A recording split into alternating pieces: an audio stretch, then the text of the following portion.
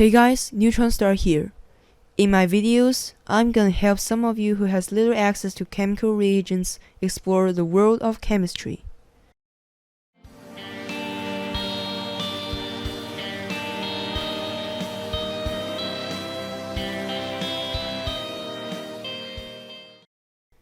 In this video, we are making some fuming nitric acid. Fuming nitric acid is a strong oxidizer used in liquid fuel rockets or for nitration of organic compounds. As you can see here, a lot of acid fumes are coming out of the container.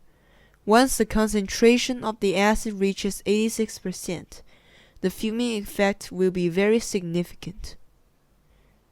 Usually, concentrated 68% nitric acid is capable for the nitration of most organic compounds. But for making heavily nitrated compounds like trinitrotoluene, a higher concentration is needed.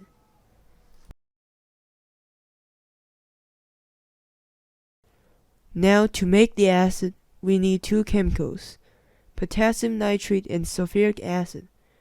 The equation of the reaction is shown below. I weighed 50 grams of potassium nitrate followed by 60 milliliters of my 90% sulfuric acid. Obviously, this is a huge mistake.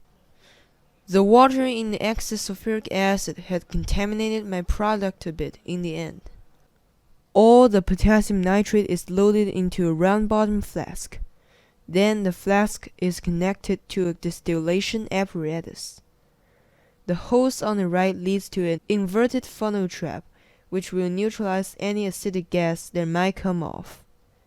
Ice are put both in the water recirculation system and around the receiving flask, just to keep the volatility of the fuming nitric acid as low as possible. Then, sulfuric acid is added dropwise using an addition funnel. You can simply just pour all the sulfuric acid in, because this reaction is very slow at room temperature and it won't go out of control. When everything seems to be good to go, I started heating the flask. Soon you can see a yellowish brown color building up. This is the color of nitrogen dioxide gas. Nitrogen dioxide gas is toxic and forms nitric acid when dissolved in water, so a good respirator is absolutely needed as a personal protective equipment. Nitrogen dioxide gas is generated by the decomposition of nitric acid. Due to nitric acid's high sensitivity to light, blocking the light off with aluminum foil will increase the yield of our product. The distillation lasted for about 3 hours. I checked the apparatus every half an hour to prevent suckback from happening and destroying my product. At last, I saw a yellow liquid with white fumes above it was in the flask. This indicated that the excess sulfuric acid is vaporizing. I didn't want my product to be contaminated, so I quickly turned off the heating. When everything has cooled down, the flask with the fuming nitric acid is taken out. By the way, I'm working barehanded since nitric acid is capable of lighting common lab gloves on fire. According to NIORAD, only butyl rubber and vinyl gloves might survive the acid. All the fuming nitric acid was transferred into a dark glass bottle. During the transfer, you can see the fuming feature of the acid. Next, we are going to run 2 tests with fuming nitric acid.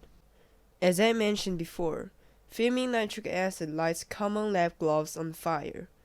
The most frequently used gloves in labs are nitrile and latex gloves. I don't have latex gloves, so I'm just gonna use nitrile for the demonstration. A few drops of fuming nitric acid is added to the nitrile glove. Within a matter of seconds, the glove lighted on fire.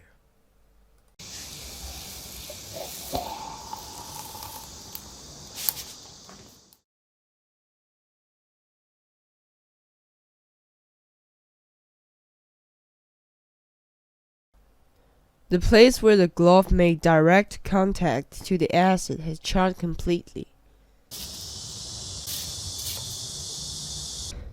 For the second demonstration, we are reacting fuming nitric acid with copper. At first, not much was actually happening. The solution quickly turned green. There are a lot of opinions about why it's green and not blue, but I'm not gonna cover this. When a small amount of water is added, the solution bursted into fumes. All the reddish-brown gas you're seeing here is nitrogen dioxide gas generated by the reaction. The reason why the acid didn't react violently with the copper by itself is due to its high purity. The acid is too pure that there isn't much water in there to dissolve the copper nitrate produced. Therefore, a coating of copper nitrate forms on the surface of the copper metal to keep the acid from further reacting with it.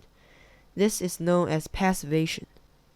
When water is added, the coating is dissolved and the acid can react with it normally. When the reaction died down, I added more water to it and you can see this really nice blue color of copper nitrate. That is all for this video. I hope you've learned something, and as always, thanks for watching.